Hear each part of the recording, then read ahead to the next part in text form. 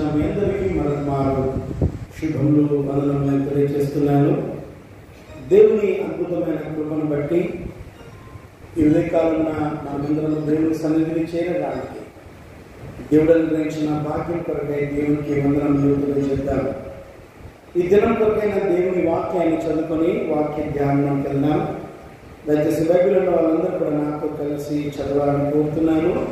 యాకోబు పత్రిక 2వ అధ్యాయము 6-7 వచనములు చదువుకుందాం. యాకోబు పత్రిక 2వ అధ్యాయము 6-7 వచనములను చదువుకుందాం.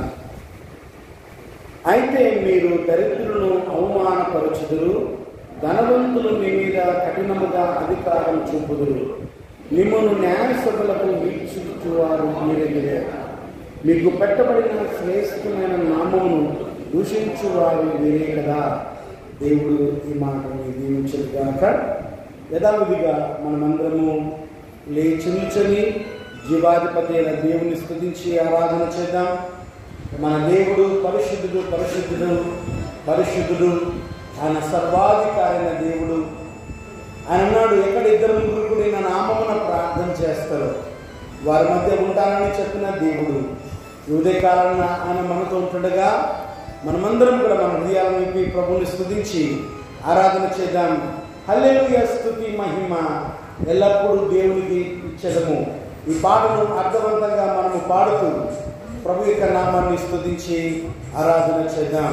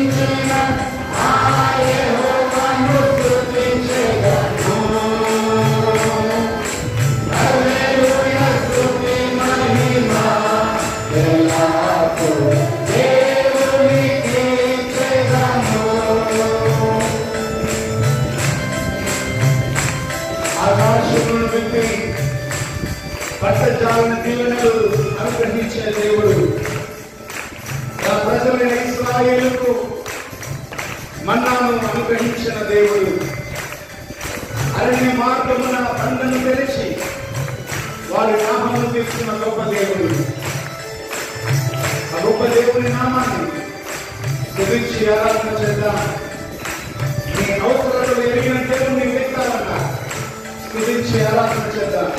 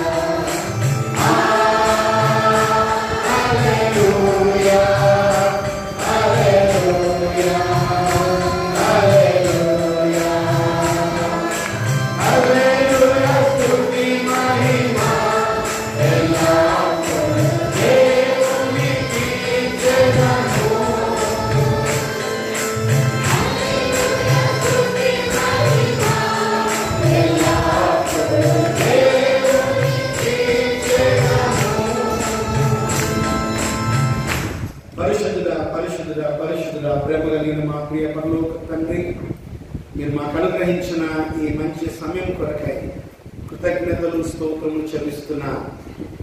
అయ్యా, మీరెంతైనా నమ్మదగిన దేవుడు ప్రభువా. మా జీవితంలో గొప్ప కార్యములు, అద్భుత కార్యములు చేయగల దేవుడవు మీరు మాత్రమే స్వామి.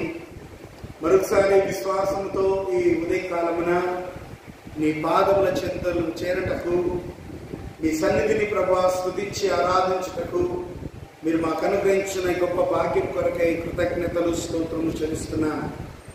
మరొకసారి ఉదయకాలన మీ స్వరము వినాలని ఆశ కలిగినగా అయ్యా మీరే మాతో మాట్లాడండి. అల్పుని అయోగ్యుని స్వామి, నా మాటలు జీవం లేదు, నా మాటలు ఎవరి మార్చవు, కానీ ఆత్మదేవ మీరు మాట్లాడండి. నేను కేవలం మీ నోటి బుర్రగా ఉపయోగపడినట్లుగా నన్ను మీ ఆత్మతో నింపి నడిపించమని ప్రార్థిస్తున్నాను. తండ్రి, సాతాను మా హృదయంలో తలుపులో తగిలించుకున్నట్లు మమ్మల్ని మీ ఆత్మలో బంధించి మీరే మహిమను పొందమని, వినగల మనస్సు గ్రహించబుద్ధిని దయచేయమని, నా నోటి మాటలు మా అందరి హృదయ ధ్యానం నీ దృష్టికి అంగీకారం అన్నట్టు కృప చూపమని యేసు నామమున ఈ స్తుతి ఆరాధన మీకే సమర్పిస్తున్నాము తండ్రి. ఆమేన్. దయచేసి కూర్చున్నా. క్రీస్తునందు ప్రియమైన దేవుని బిడ్డలారా, యేసు ప్రభువారి ప్రశస్తమైన శ్రేష్టమైన నామమున ఈ ఉదయకాలన చేరవచ్చిన మీ అందరికీ మరొక మారు శుభములు, వందనములు నేను తెలియజేస్తున్నా.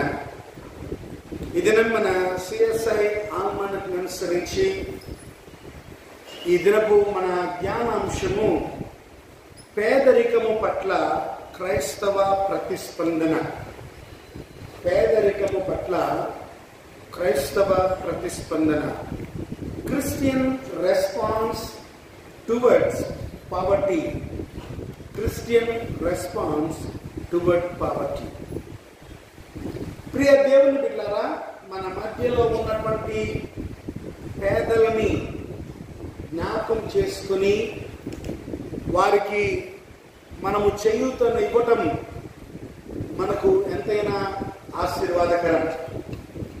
సో ఈరోజు ప్రపంచవ్యాప్తంగా ఉన్నటువంటి క్రైస్తవ సంఘాలు పేదరికంలో ఉన్నటువంటి వారి పట్ల తమ దాతృత్వాన్ని చాటుకొనుట కొరకు ఉద్దేశించబడి ఈ దినము ఈ అంశము మనకు ధ్యానం కొరకై ఇవ్వటం జరిగింది అని మనము జ్ఞాపకం చేసుకోవాలి. ప్రపంచ జనాభాని మనం ఒకసారి గమనిస్తే ఈ ప్రపంచ జనాభాలో దాదాపు 3 బిలియన్లకు పైగా ప్రజలు పేదరికంలో ఉంటున్నట్లు మనము జ్ఞాపకం చేసుకోవాలి.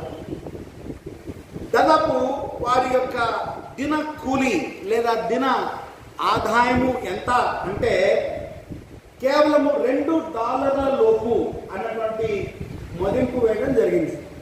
ప్రపంచ ఆర్థికవేత్తలు ప్రపంచంలో దాదాపు 3 బిలియన్లకు పైగా ప్రజల యొక్క ఒక రోజు వేతనం ఎంతంటే $2 లోపే. ప్రపంచంలో ఉన్నటువంటి అత్యధిక ధనవంతులు మొదటి 7 గురువుని తీసుకుంటే, ప్రాబబ్లీ ఒక 10 మందిని తీసుకుంటే, ప్రతి సంవత్సరం కూడా ఫోర్బ్ పత్రిక, ఫోర్బ్ మ్యాగజైన్ అన్నది ఒక మ్యాగజైన్ ఉంది. అది ప్రపంచ కుబేరుల యొక్క జాబితాను ప్రతి సంవత్సరం రిలీజ్ చేస్తూ ఉంటుంది. అలా రిలీజ్ చేయబడినటువంటి ప్రపంచ కుబేరులు ఎవరైతే ఉన్నారో వారు కలిగి ఉన్నటువంటి సంపద ఎంత అంటే దాదాపుగా $600 బిలియన్. ఎంతండి? $600 బిలియన్. ఎంతమందిది? మొదటి 7 లేదా 10 మంది కుబేరుల యొక్క సంపద. ప్రపంచంలో అత్యధికులైనటువంటి వారు. It's equal to 41 poorest countries income source. అంటే దాదాపు 41 పేద దేశాల యొక్క తలసరి ఆదాయంతో సమానం. ఎంతమందిది? కేవలము 7 లేదా 10 మంది యొక్క ఆదాయము దాదాపు 41 అత్యంత పేద దేశాలతో సమానముగా ఉంటున్నట్లు జ్ఞాపకం చేసుకోవాలి. ప్రపంచంలో ఈ అభివృద్ధి చెందిన దేశాలు వాటి దేశ రక్షణ కొరకు వెచ్చిస్తున్నటువంటి బడ్జెట్లో, అనగా ఆయుధ సంపత్తిని ప్రతి సంవత్సరము వారు కొనుగోలు చేస్తుంటారు. వారి దేశ రక్షణ కొరకు వారు వెచ్చిస్తున్నటువంటి ఆ బడ్జెట్లో 1% ఒకవేళ వారు పేదల కొరకు ఖర్చు చేయగలిగితే వారి యొక్క ఆదాయంలో 1% ఎప్పుడో ప్రపంచంలో నిరక్షరాస్యత అన్నది రూపుమాపబడేది. అర్థమవుతుందా? ఇప్పుడు ఎవరైతే డెవలప్డ్ కంట్రీస్ అంటున్నామో వారు వెపన్స్ కొరకు ప్రతి సంవత్సరము ఖర్చు చేస్తున్నటువంటి దానిలో, ఈవెన్ మన ఇండియాలో కూడా గమనించినట్లయితే ప్రతి సంవత్సరము కూడా ఆర్థిక మంత్రి మన బడ్జెట్ ని ప్రవేశపెడుతుంటారు. మార్చి నెలలో ఆర్ ఏప్రిల్లో అట్లా. ఆ బడ్జెట్ లో దేనికి అత్యంతంగా కేటాయింపులు జరుగుతాయి అంటే దేని కొరకు తెలుసా? ఆయుధ సంపత్తి కొరకు, దేశ రక్షణ కొరకు అత్యధిక కేటాయింపు జరుగుతుంది. అలా అత్యధికంగా కేటాయించబడుతున్న దానిలో 1%, అలా అభివృద్ధి చెందిన దేశాలంతా కూడా వాటి యొక్క ఆయుధ సంపత్తిలో 1% ఖర్చు చేస్తే ఎప్పుడో ప్రపంచంలో నిరక్షరాస్యత అన్నది నిర్మూలమయ్యేది. పిల్లలందరికీ కూడా విద్య అన్నది అందుబాటులోకి వచ్చేది. ప్రతి సంవత్సరం కూడా ప్రపంచంలో పిల్లల్లో ప్రతి 2లో 1 పేదరికం ఉంటున్నారు. ఈరోజు పిల్లల యొక్క నిష్పత్తిని తీసుకుంటే ప్రతి 2లో 1 పేదరికంలో మగ్గిపోతున్నారు. 640 మిలియన్లకు పైగా పిల్లలకి మంచినీరు అందుబాటులో లేదు. 400 మంది మిలియన్ల పిల్లలకు పైగా సరిపడే వసతులు లేవు. అనగా వారు నిద్రపోవడానికి సరైనటువంటి ప్లేస్ లేదు. 270 మిలియన్లకు పైగా పిల్లలకి వైద్యము అందుబాటులో లేదు. తద్వారా ప్రతి దినము 29,000 మందికి పైగా పిల్లలు చనిపోతూ ఉన్నారు. ఇదంతా కేవలం పేదరికమును బట్టి అని మనము జ్ఞాపకం చేసుకోవాలి. ప్రపంచ జనాలు వాళ్ళ సగం మందికి పైగా పేదరికంలో ఉండుటను బట్టి ఇది ఒక స్థాయిగా మారిపోయింది. ధనిక స్థితి, పేద స్థితి అన్నది ఒక క్లాసిఫికేషన్గా మారిపోయింది. ఇదంతా నా సొంత మాటలు కాదు. మీరు ఇంటర్నెట్లో వెతికితే ఈ సమాచారం ఇంతకంటే ఇంకా బెటర్ ఇన్ఫర్మేషన్ మీరు పొందగలరు. దీనంతటికి కారణం ఏంటంటే పేదల యొక్క సోమరితనం అందామా, లేదా వారి యొక్క అలసత్వం అందామా, లేకపోతే ఆయా దేశాల యొక్క నిర్ణయాధికారం అందామా? ప్రియమైన దేవుని బిడ్డలారా,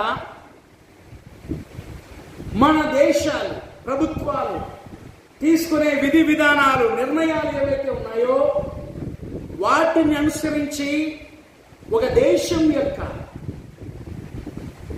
స్థాయి అన్నది రూపొందించబడుతుంది.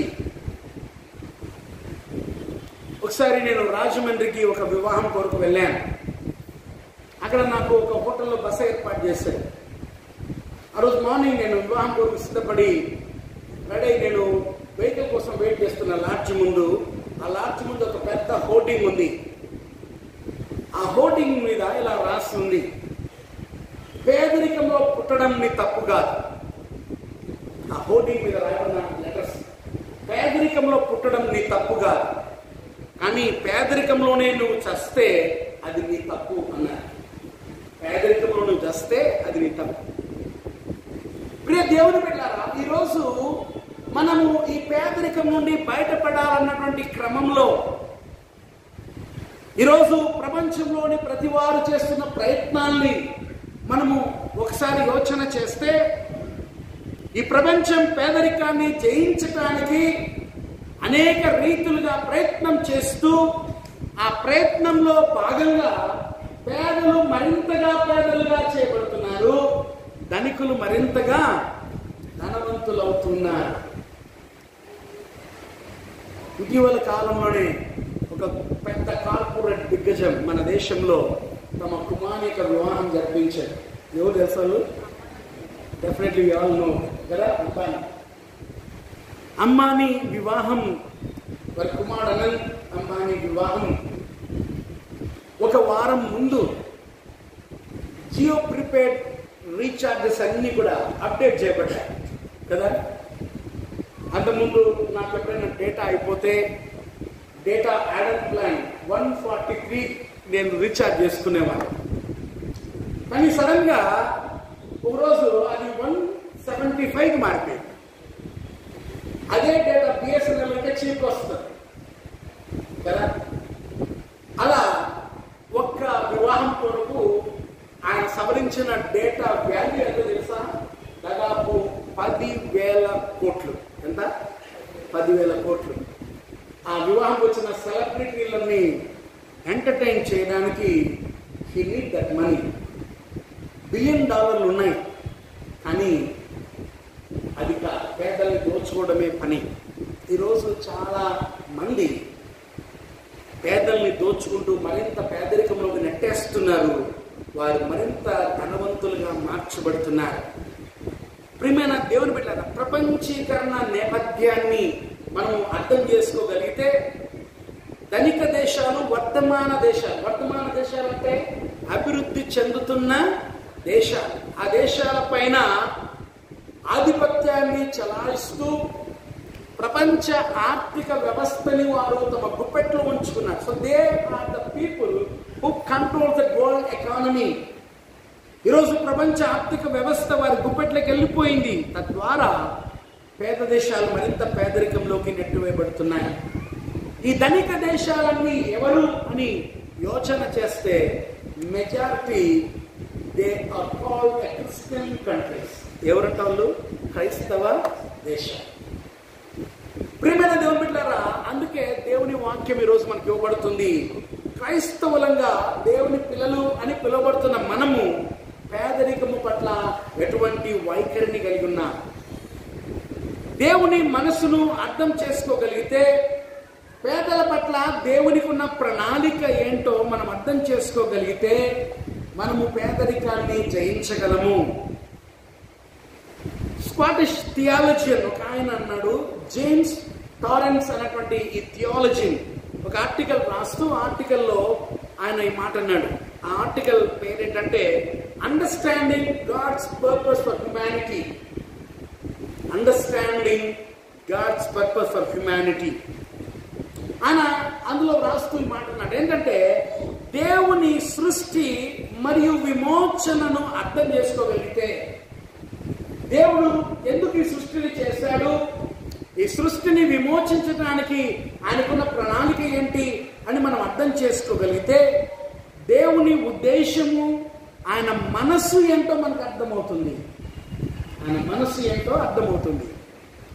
ఆయన మనస్సు ఏంటో మనకు అర్థమవుతే ఆయన పిల్లలంగా మనము ఆయన మనస్సును ఎరిగి మసులుకోగలము. దేవుడు సృజించింది మనల్ని తన వలె ఉండాలని, మనం ఆయన పోలికను కలిగి ఉండాలని. అందుకే ఆయన సృష్టిని చేసే క్రమంలో 6వ దినం ముందు మానవుని సృష్టించడానికి ముందు ఆయన చెప్తున్న మాట ఏంటంటే, మన పోలిక చొప్పున మన స్వరూపమందు నరులను చేయదము. మన పోలిక చొప్పున మన స్వరూపమందు, దేవుని యొక్క image, in his own likeness God created human beings. ఆయన మనుషులను నిర్మించాడు. దేవుని మనస్సు ఏంటి అంటే, అది క్షేమమును కోరే మనస్సు, వినాశనాన్ని కోరేది కాదు. ఆయన మనస్సు క్షేమమును కోరేది, ఆయన మనస్సు సహవాసమును కోరేది. ఆయన మనస్సు సహవాసమును కోరేది. కానీ ఈరోజు మానవాళి ఈ రెండింటిని మరచి సహవాసమును కోల్పోయిన స్థితిలో దేవుని యొక్క మనస్సును ఎరిగి జీవించాల్సినటువంటి వారంగా ఉంటుండగా ఆయన మనస్సును మరచి మనము ప్రవర్తిస్తున్నాం. అందుకే ప్రజల మధ్య తారతమ్యాలు, స్థాయి భేదాలు, అన్యాయము, అవినీతి, లంచగొండితనం, ఇవి మనల్ని ఇప్పటికీ బాధిస్తూనే ఉన్నాయి. చదువుకున్న లేఖన భాగం అనుసరించి పేదరికమునకు కారణాలు ఏంటి, పేదరికము పట్ల క్రైస్తవులుగా మనం ఎలా స్పందించాలి అని మనం ఒకసారి క్లుప్తంగా ధ్యానించగలిగితే, దేవుని యొక్క ఆత్మీయ కొన్ని సత్యాలను మనం నేర్చుకున్నాం ఇదే కాలాన. మొదటిది, వై దెర్ ఇస్ పావర్టీ. పేదరికం ఎందుకు, ద కాజెస్ ఆఫ్ పావర్టీ ఏంటి అని మనము అర్థం చేసుకోవాలి. పేదరికానికి కారణం ఏంటి అని ఒకవేళ మనం యోచన చేస్తే, no doubt that only cause is sin. పాపము అన్నది ప్రధాన కారణంగా మనకు కనిపిస్తుంది. పేదరికానికి కారణాలు అన్నటువంటి అంశం పైన కొన్ని వేల పుస్తకాలు వచ్చాయి. ఎంతో మంది రచయితలు పేదరికాన్ని ఎలా ఎదుర్కోవాలో, ఎలా దాన్ని ఎరాడికేట్ చేయాలో ఎన్నో విషయాలు వాళ్ళు రచించారు. అయితే బైబిల్ మనము ప్రామాణికంగా తీసుకొని బైబిల్ పరిభాషలో పేదరికమునకు కారణం ఏంటి అని మనం అన్వేషిస్తే, దానికి ప్రధాన కారణము పాపము. ఈ పాపము మనల్ని పేదరికంలోనికి నెట్టివేస్తూ 4 ప్రధానమైన సంబంధాలని అది డిస్ట్రాయ్ చేసింది. 4 ప్రధానమైన సంబంధాలు. The 4 major relationships are destroyed by sin. అదేంటి అని మనము యోచన చేద్దాం. మొదటిది మనం గమనించినట్లయితే, hour relationship with God is broken. దేవునితో మన సంబంధము పాపము పాడు చేసింది. ఎంతకంటే beyond our ability to repair. మన సొంత సామర్థ్యం చేత ఆ గ్యాప్ ని మనము పూడ్చలేనంతగా మన యొక్క సంబంధాన్ని పాపము పాడు చేసింది. దేవునితో మానవుని సంబంధం పాడు కావడానికి కారణం పాపము. దేవునితో మన సంబంధము మనము మనస్సు పెట్టి అర్థం చేసుకుంటే, దేవుడు అనేక సందర్భాల్లో తన యొక్క మనస్సును ఆవిష్కరించాడు. బైబిల్లో కొన్ని మాటలు మనం చదువుకుందాం. లేవికాండము 23వ అధ్యాయము 22వ వచనం చదువుకుందాం. లేవికాండము లేవికాండము 23వ అధ్యాయము 22వ వచనం. మీరు మీ పంట చేను కోయినప్పుడు మీ పొలం యొక్క ఓరలను పూర్తిగా కోయకూడదు.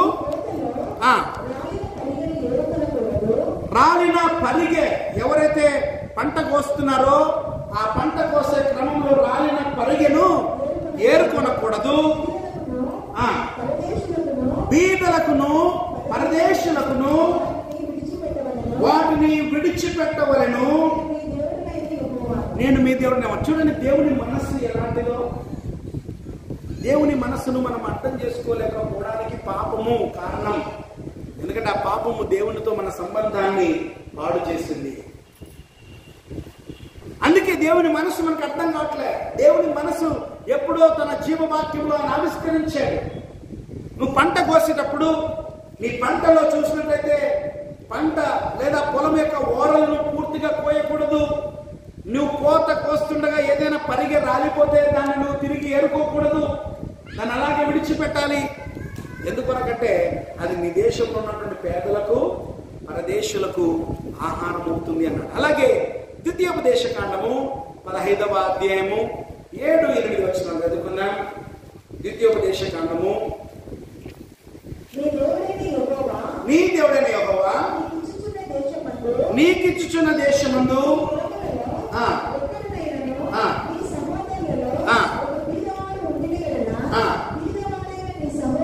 బీదవాడైన నీ సహోదరుని కనికరింపకుండా నీ హృదయమును కఠినపరచుకోనకూడదు. నీ చెయ్యి ముడుచుకొనక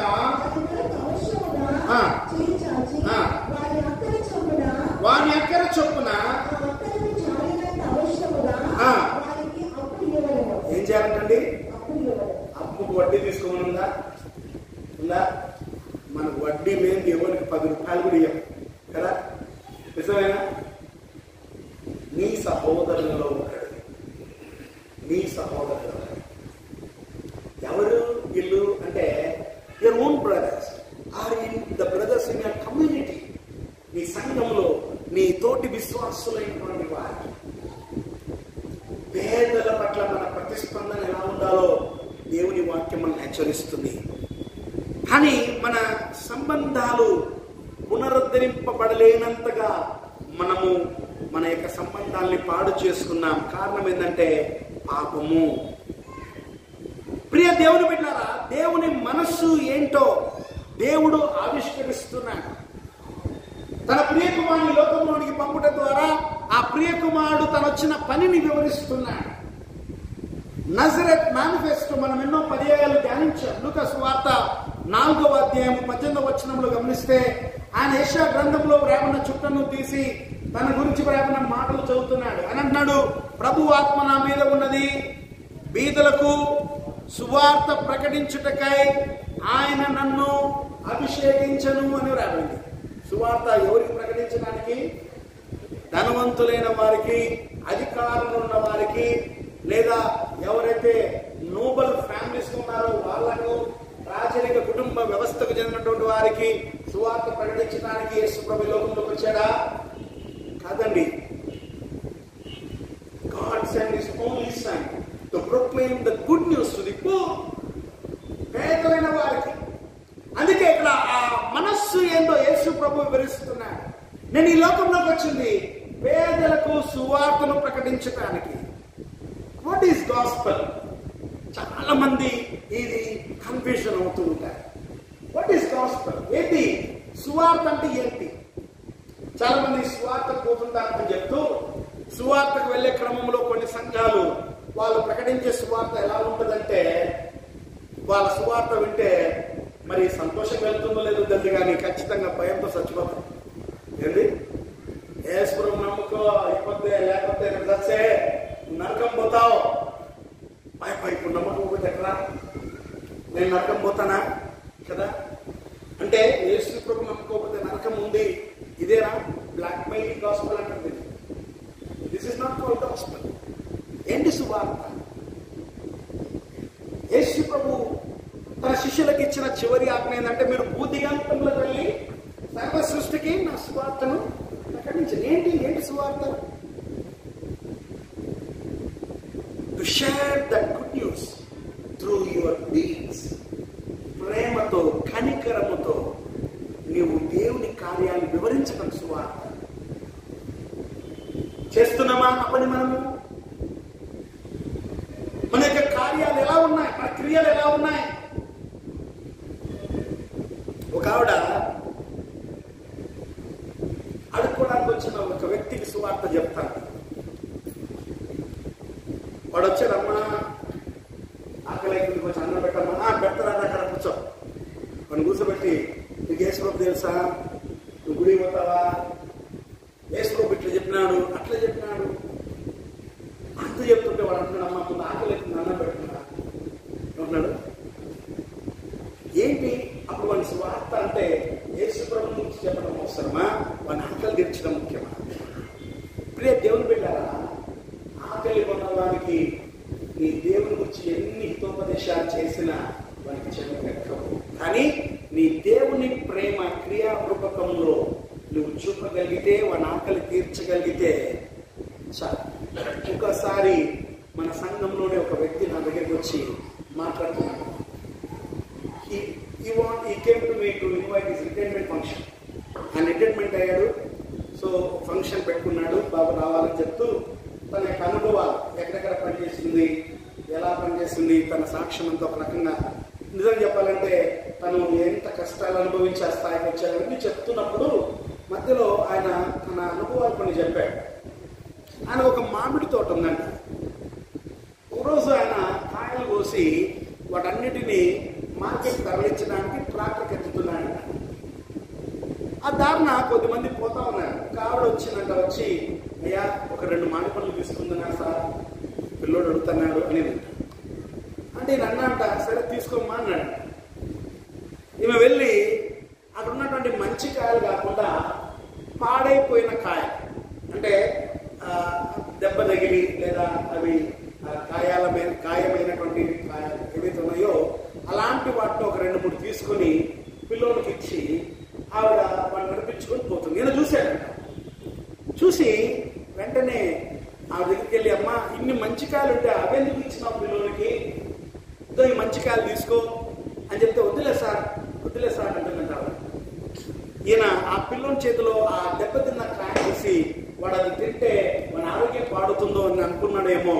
ఆయన వెంటనే ఆయన వెళ్ళి ఒక సంచి ఉంటే ఆ సంచి నిండా మంచి మామిడి పండ్లన్నీ వేసి ఆవిడకి ఇచ్చారంట.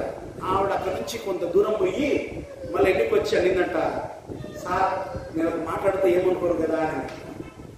ఏమనుకోలేమో చెప్పు అంటే ఆవిడ దగ్గరికి వచ్చి, సార్ మీరు క్రైస్తవులా అని. ఏమనేది, సార్ మీరు క్రైస్తవులా? ఎందుకు అడగాల్సి వచ్చింది ఆవిడ మాట? ఎందుకు అడిగింది అన్నమాట? Because only the people who know Christ, they only can able to show that love.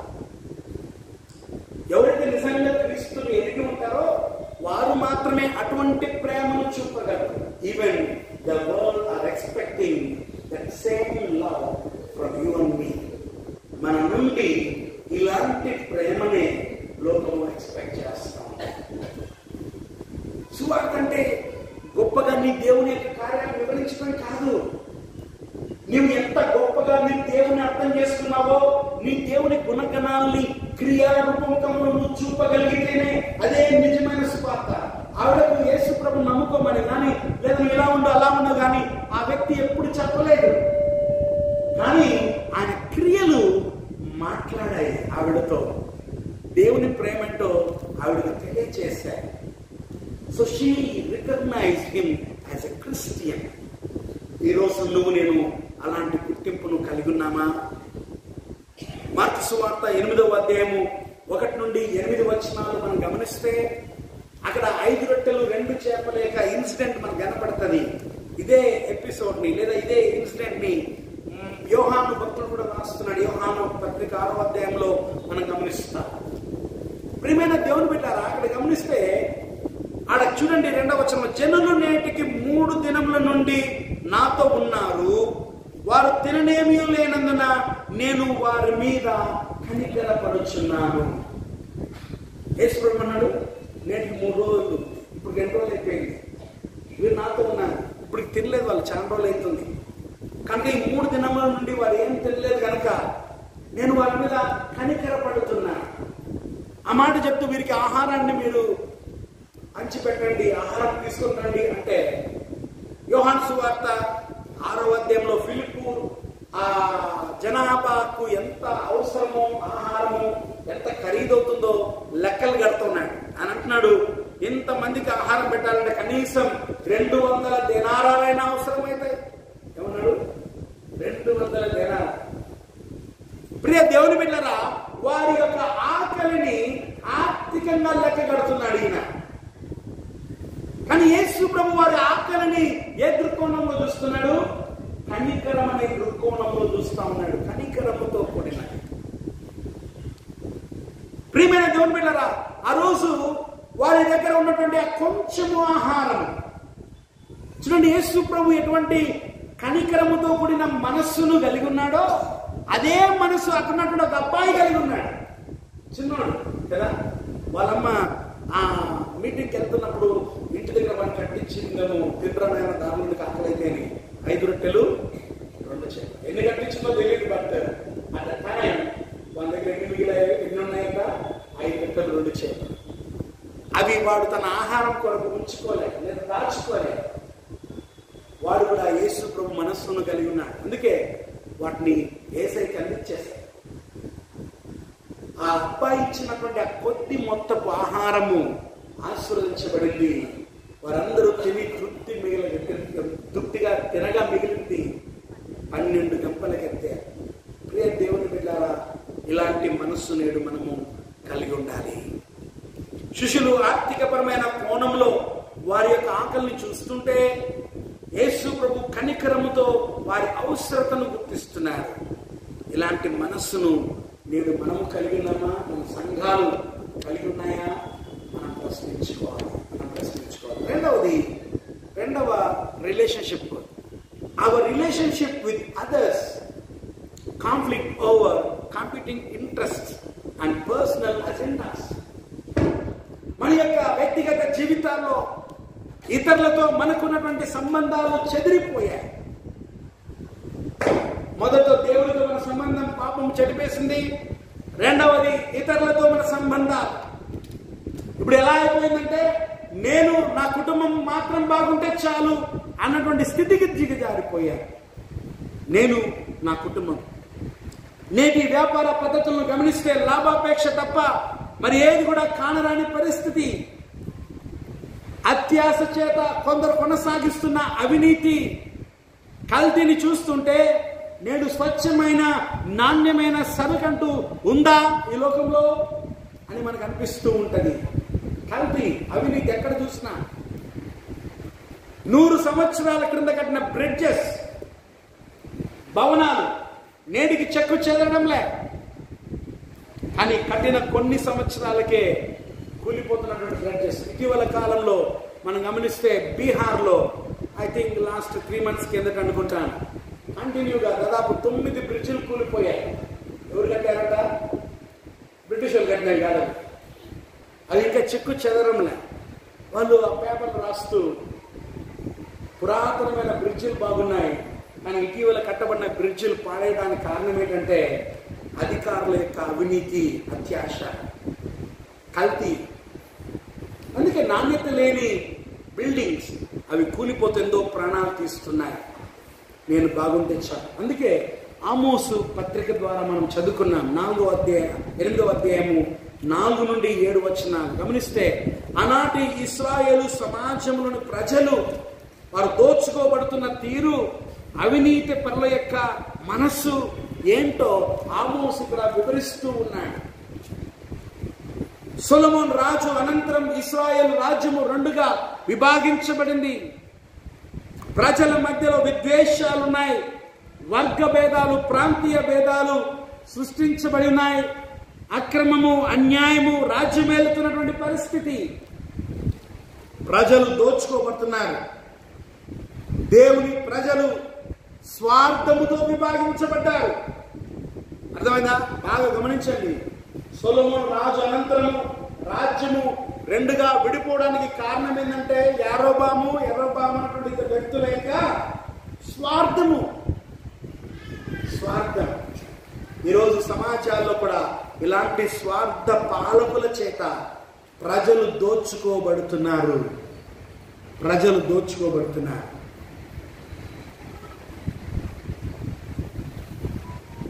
దాదాపు 10 years కి ముందు వరకు కూడా కాంగ్రెస్ పరిపాలన ఉన్నటువంటి దినాల్లో, లేదా అంతకుముందు యూపీఐ గవర్నమెంట్ పరిపాలన ఉన్నటువంటి దినాల్లో మీరు ఎప్పుడైనా అదానీ పేరు విన్నారా? అదానీ పేరు ఎప్పుడైనా విన్నారా? అంబానీగా అదానీ. ఎవరి Adani? From where is? Gujarat ప్రాంతానికి చెందినటువంటి వారు. ఎప్పుడైతే ఎన్డీఏ గవర్నమెంట్ వచ్చిందో మోడీ పరిపాలనలో అదానీ ఎక్కడో దిగువ స్థాయిలో ఉన్నటువంటి వ్యక్తి క్రమక్రమంగా పైకి ఎగబాటుతో వచ్చాడు. నమ్మండి, మేబీ ఇన్ నియర్ ఫ్యూచర్ ప్రపంచ కుబేరుల్లో అతడు మొదటివాడు అయినా ఆశ్చర్యపోనక్కర్లేదు. అంతటి సంపాదన ఏంటి? మనవాడా దోచిపెట్టు, వాడు ఏం చేసినా రైటే. ఎదుటోడా వాని వ్యాపారాలు దెబ్బతి, ఎలాగైనా వాని తొక్కే. ఇది నేటి రాజకీయ సూత్రం. ఎస్, మన యొక్క పర్సనల్ ఎజెండాస్ చేత పేదరికాన్ని మరింత పేదరికంలోకి నెట్టేస్తున్నాం. అందుకే దేవుని వాక్యంలో రాయబడింది 7వ వచనం అంటున్నాడు, వారి క్రియలను నేను మరువను. తూము చిన్నదిగా చేశారట, రూపాయి విలువను పెంచేశారు. ఈరోజు జరుగుతున్నది కూడా అదే, అంతే.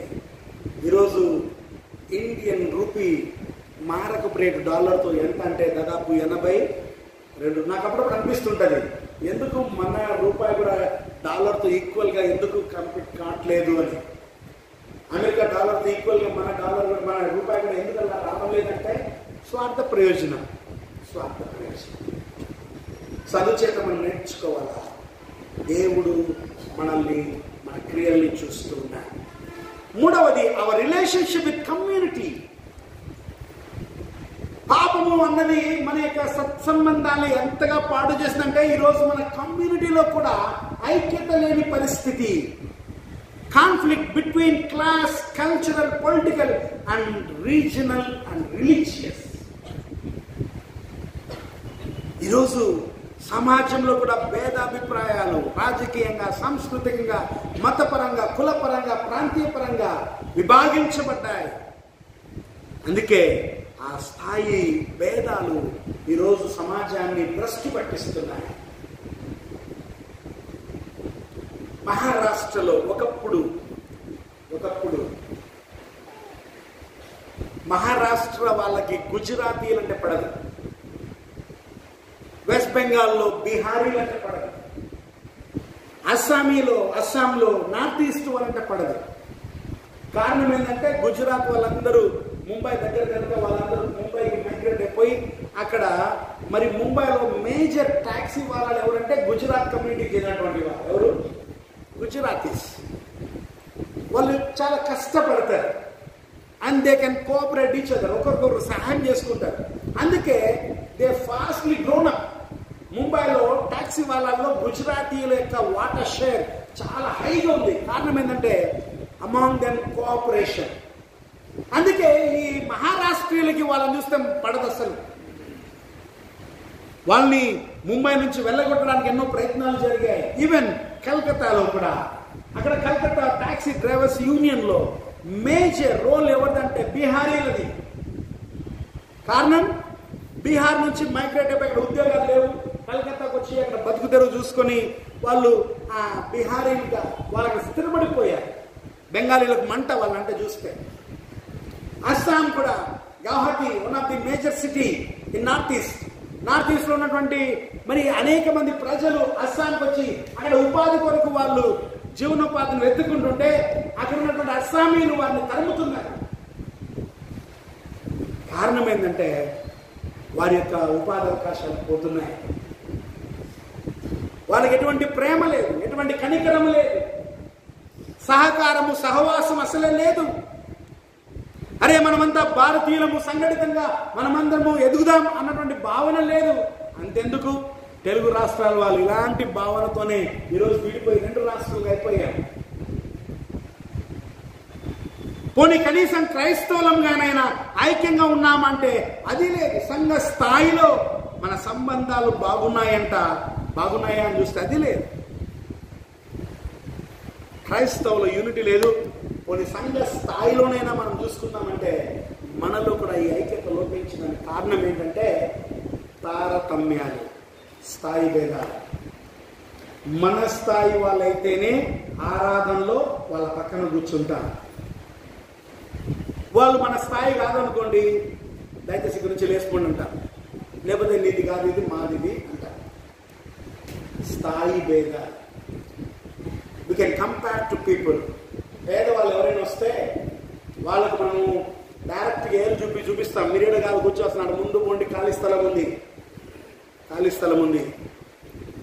ఎప్పుడైనా ఇలా కింద కూర్చోగలిగామా? లేదా నీ పక్కన పేదవారిని కూర్చోబెట్టుకోగలిగావా?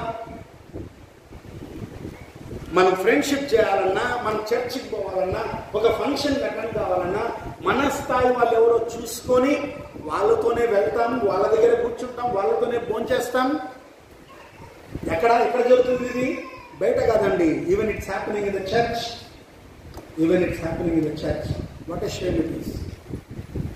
సంఘాల్లో స్థాయి భేదాలు. అందుకే యాకోబు పత్రిక 2వ అధ్యాయం మొదటి 7 వచనాలు చూస్తే ఇది ఈనాటి సమస్య కాదు. ఆది కాలం నుంచి, ఆది సంఘంలో నుంచి సమస్య వస్తుంది. మీరు ధనికులైతే వారిని అగ్రపీఠాల మీద కూర్చోబెడతారు, పేదలైతే ఇదిగో నా పాదపీఠ దగ్గర కూర్చొని వాళ్ళకి దారి చూపిస్తారు. మీరు ఇలాంటి స్థాయి భేదాలు ఉన్నాయి. మిమ్మల్ని బట్టి కదా అన్ని జనుల నామము దూషణ పాలవుతుంది. ముందు మీరు సంఘటితంగా లేరు, ఇంకా ఎలా సాక్ష్యం ఇవ్వగలము? ఎలా క్రీస్తు ప్రేమను ఇతరులకు చాటగలము మనము? ప్రియ దేవుని బిడ్డలారా, ఈరోజు క్రైస్తవ సంఘాల్లో మరి పేదరికము లేదా ఉన్నత వర్గము అని మరి ఎందుకు ఇలా విభాగించబడ్డాయి? కారణం ఏంటంటే దేవుని మనసును అర్థం చేసుకోలేకపోవటం. సిక్ కమ్యూనిటీ మీరు ఎప్పుడైనా చూసారా? సిక్ కమ్యూనిటీ ఎవరినైనా ఒక్కని బిచ్చగాని మీరు చూపించండి. సిక్ కమ్యూనిటీలో వాళ్ళలో ఎవడైనా ఒక్కటి బిచ్చగాడు మీరు ఎప్పుడైనా మీ జీవిత కాలంలో చూసారా? ఒకవేళ అలాంటి పరిస్థితి వస్తే వాళ్ళందరూ ఏకమై చందాలు వేసుకునైనా దానికి ఏదైనా ఒక చిన్న వ్యాపారమైనా వారు దారి చూపుతారు, కానీ మనం బిచ్చం ఎత్తుకోలేరు. ఎందుకంటే అది వాళ్ళ కమ్యూనిటీకి అవమానం అని భావిస్తారు. బట్ వేరస్ క్రిస్టియన్స్ మన పరిస్థితి ఏంటి మనము అర్థం చేసుకోవాలి.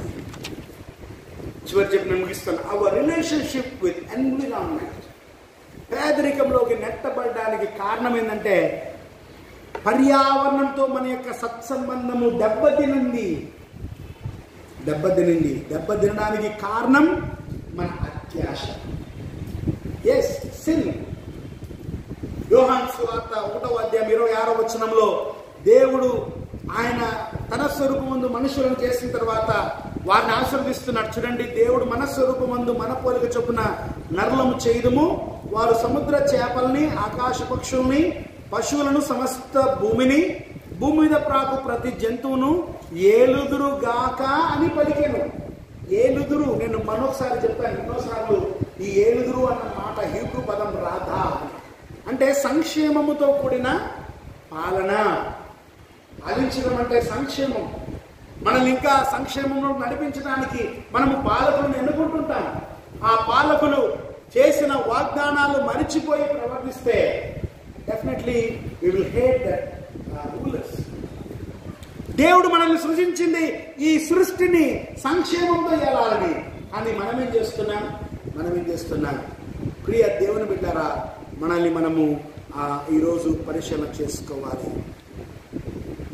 ఉగ్రవాదానికి మూలం ఏంటి అని మీరు ఎప్పుడైనా చూస్తే, సంపన్న దేశాల చేత దోచుకోబడుతున్నటువంటి ప్రాంతాలు, ప్రజలు ఉగ్రవాదం వైపు మరలుతున్నారు. కారణం ఎందుకంటే వారి వనరులు దోచుకోబడ్డాయి. వారి యొక్క మానాలు దోచుకోబడ్డాయి. కనుక వారు గత్యంతరం లేని స్థితిలో వారు ఉగ్రవాదము వైపు వారు చూస్తున్నారు. ప్రపంచంలో అత్యంత ప్రమాదకరమైన ఉగ్రవాద సంస్థల యొక్క పుట్టుక ఎక్కడి నుంచి వచ్చింది, ఎవరు దీన్ని స్థాపించారు, మూలాలేంటి అని ఒకసారి సాక్షి పేపర్లో ఒక ఆర్టికల్ వచ్చింది. ఏంటి అని చూస్తే కేవలము వారు దోచుకోబడుట చేతనే, కేవలం వారు దోచుకోబడుట చేతనే. ఈరోజు ప్రపంచంలో ఉగ్రవాద సంస్థలు అని ఏవైతే ఉన్నాయో వాటి గురించి ఈరోజు మనం మాట్లాడుకుంటున్నాం. ఐసిస్ మీరు ఎప్పుడైనా విన్నారా? ఇటీవల కాలంలో ఒక 10 years నుంచి ఆ పేరు బాగా వినపడుతుంది. అంతకుముందు ఎప్పుడు లేదు ఆ పేరు. ఎక్కడి నుంచి ఐసిస్ అనే ఉగ్రవాద సంస్థ పుట్టుకొని వచ్చింది? అమెరికా ఎప్పుడైతే ఇరాక్ను దోచుకోవడం మొదలుపెట్టిందో, ఇరాక్లో నుండి చమురు క్షేత్రాలను ఎప్పుడైతే అమెరికా దోచుకోవడం మొదలుపెట్టిందో, వారి ఆర్థిక వ్యవస్థను చిన్నాభిన్నం చేసినప్పుడు అక్కడ అణిచివేతకు గురివేయబడినటువంటి ప్రజలు తిరుగుబాటు చేసి వారు ఐసిస్ అనే ఉగ్రవాద సంస్థను స్థాపించుకున్నారు. అంతెందుకు మన్యంలో బాక్సైట్ గనులు, రంగురాలు అంటారు మనం, బాక్సైట్ మనం చూస్తుంటాం.